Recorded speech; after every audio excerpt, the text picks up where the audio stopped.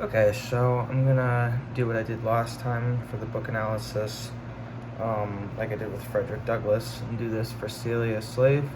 I think it worked pretty well last time, but hopefully for this one I can go a little bit more in depth.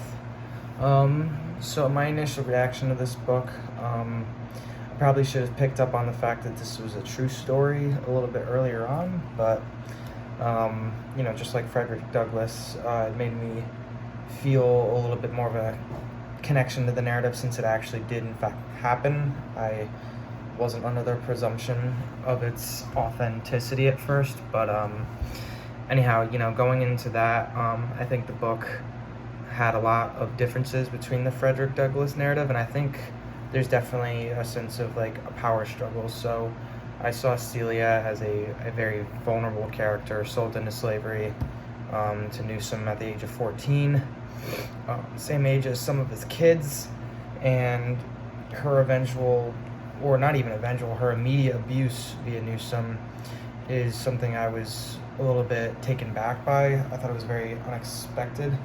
And what I thought was rather odd was sort of the sexual inhibition that Newsom faces. I think with like the death of his wife and this void he needs to fill is an avenue he goes down via Celia, and the sexual violence and abuse she faces via him is something I feel as if there's a much more male-dominated world. If I were to look at it in the sense of Frederick Douglass, you have a male figure who's strong, sturdy. He even fights one of his masters at one point. He can physically defend himself. This is not the case with Celia. She's obviously much more physically unable to push away the advances of Newsom. So automatically we already have like a big physical difference where she can't really stop what's happening, but at the very least submits to it time and time again, and it becomes a very regular thing. So I think with that, there's this sense of, hopelessness given to Celia, and I think instead of like a narrative where, Frederick Douglass is a strong figure who plays his cards right, Celia, on the other hand, I think doesn't really have any avenue to go down to defend her life, and eventually with her killing Robert Newsom, the neighbors finding out, in her trial, which eventually led to her hanging. I think it's a much more tragic end, but this also is something I think was important for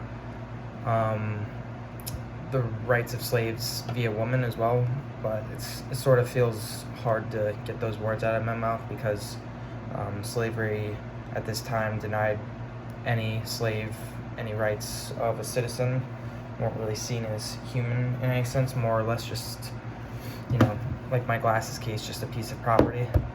So, I mean, that's a terrible analogy, but what I'm just trying to say is her rights as a slave and a piece of property would not equivocate her to get out of her case and save her life. So I think the tragic end to her speaks a lot to how the treatment of women as slaves was disturbing. It's problematic.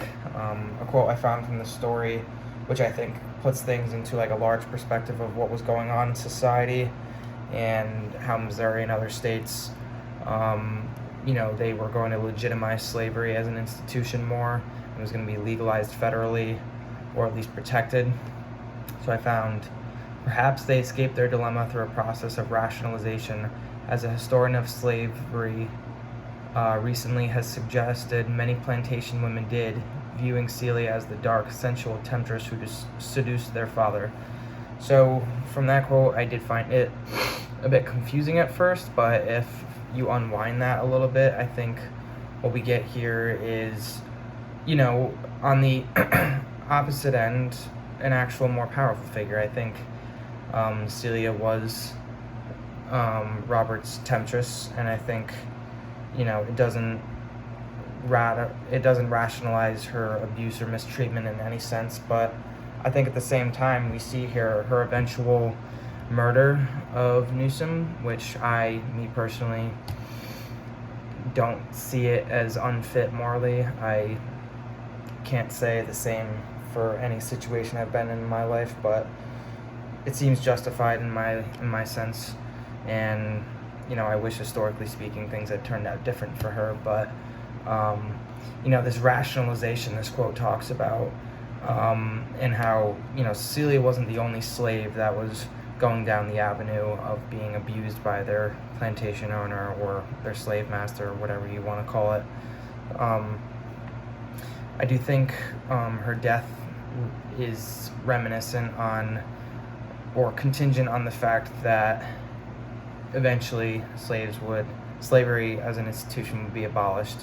But I think looking at it from a woman's perspective is much different, and I think maybe something that's a little less explored. And talking about feminism, gender, and women's rights has always been a struggle for me in other classes, so it's not something I speak on with much strength. But if I could touch on it in any sense of my own capability, I would say that it was an ignored aspect of slavery, and eventually, as these people were freed, I think it's still something that hindered. And I think that men in the same position post-abolition would have a much more different dynamic than a woman, who would be seen in an even more degrading, dehumanizing, humiliating position. So I think Celia, at least, is a landmark for the fact that she was a character who stood up to her master, took control of the situation, and still, with the institutions and laws set in place at the time, unfortunately, that put down her to her ultimate demise. So overall, I think from reading this book, the ebook, I have found myself purchasing everything on Google Play. I think from reading this, I get a much different perspective from other novels I've read, or different narratives of slaves. I felt very pitiful for Celia, and I think reading other narratives like Douglas, which I've mentioned a few too many times now, it's a lot more difficult to rationalize for me, because I see a helpless woman who cannot physically get out of the situation she's in. Meanwhile, Douglas can at least, force himself against another. He has an education, he's able to find himself in a position where he's coming back and forth from his plantation. So I think Celia really attests to the fact that other slaves, and women in particular, had a much more, longer, more rigid path of adversity, and she took to a much more drastic step. And for that, I praise her. I think this was a very thought-provoking book, and talked about maybe a not so talked about topic concerning women and how they dealt with slavery. So something I found very interesting, and I hope this was a good synopsis of my thoughts. Thanks.